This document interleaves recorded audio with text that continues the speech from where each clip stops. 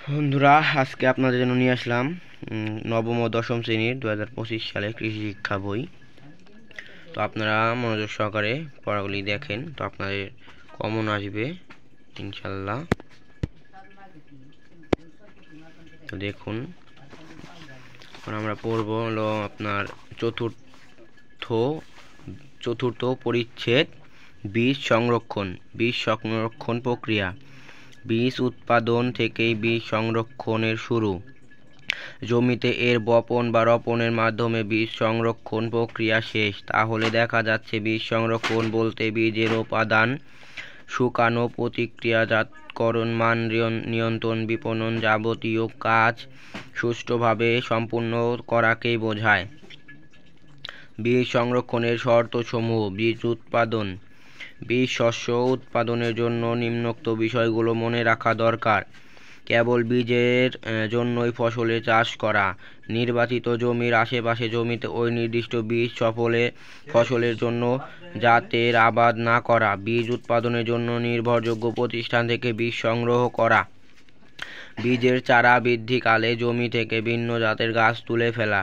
বীজের ক্ষেত ঘন ঘন পরিদর্শন করা, যাতে আচ্ছাদন, ভিন্ন জাতের গাছ তোলা ও রোগবালাই, পোকামাকড়ের অপদ্রব্য ইত্যাদি সম্পর্কে সঠিক ব্যবস্থা নেওয়া যায়।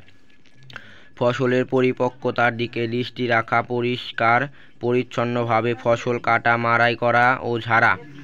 বীজ শুকানো। বীজকে দীর্ঘায়ু ও পোকার আক্রমণ থেকে রক্ষার জন্য বীজকে শুকানো প্রয়োজন। বীজের জীবনীশক্তি ও অঙ্কুরোদ্গম ক্ষমতা বাড়াতে বীজ শুকানোর কোনো বিকল্প নেই। প্রকৃতপক্ষে বীজের আর্দ্রতা একটি স্ট্যান্ডার্ড মাত্রায় আনার জন্য বীজ শুকানো হয়। ক্ষেত থেকে যখন ফসল কাটা হয় তখন এর আর্দ্রতা থেকে 18% থেকে 40% পর্যন্ত। এই আর্দ্রতা বীজের জীবনীশক্তি নষ্ট করে ফেলে। তাই বীজকে পরবর্তী মৌসুমে ব্যবহারের নিমিত্তে বীজের আর্দ্রতাকে 12% বা তার নিচে নামিয়ে আনা আবশ্যক। আর এজন্য বীজ শুকানোর প্রয়োজন হয়। বীজ শুকানোর পদ্ধতি। দুই প্রকারে বীজ শুকানো যায়, যথা: 1. প্রাকৃতিক বা সামাজিক বাতাসে শুকানো এবং উত্তপ্ত বাতাসে শুকানো।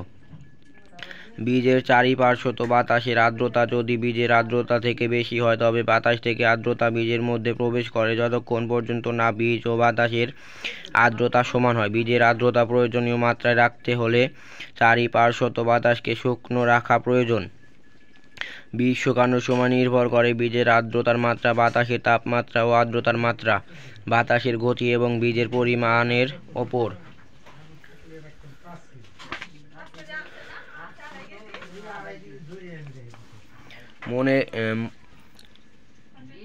মনে রাখতে হবে, বেশি তাপমাত্রার বীজ শুকালে বীজের সমূহ ক্ষতি হয়, যেমন বীজের জীবনীশক্তি ও অঙ্কুরোদ্গম ক্ষমতা হ্রাস পায়। অপর্যাপ্ত তাপে বীজ শুকালেও একই রকম ক্ষতি হয়, অর্থাৎ বীজের জীবনীশক্তি ও অঙ্কুরোদ্গম ক্ষমতা হ্রাস পায়। পরিমিত তাপে দক্ষতার সাথে বীজ শুকালে সর্বোচ্চ মানের বীজ পাওয়া যায়। বীজে দীর্ঘকাল সংরক্ষণ করা যায়। বীজের ব্যবসায় আর্থিক লাভের সম্ভাবনা বৃদ্ধি পায়। বীজ প্রক্রিয়াজাতকরণ।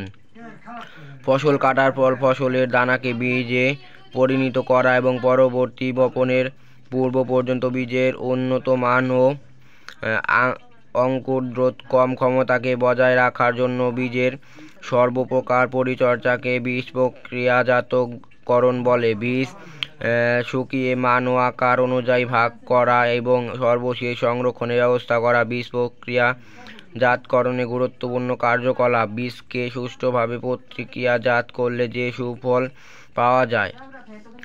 বীজের বিশুদ্ধতা বৃদ্ধি পায়, বীজ দেখতে আকর্ষণীয় হয়, বীজের অঙ্কুরোদ্গম ক্ষমতা বাড়ে। বীজের মান নিয়ন্ত্রণ। বীজের মান নিয়ন্ত্রণ বলতে কৃষিতাত্ত্বিক কলাকৌশল প্রয়োগ করে বীজ উৎপাদন হয়েছে কিনা, সঠিকভাবে ফসল কর্তন, মাড়াই ও ঝাড়াই হয়েছে কিনা, সঠিকভাবে বীজ শুকিয়ে নির্দিষ্ট আর্দ্রতা আনা হয়েছে কিনা বোঝায়।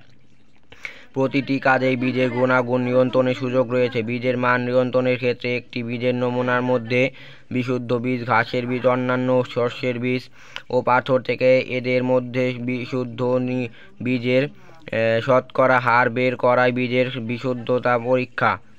বীজের অঙ্কুরোদ্গম পরীক্ষা।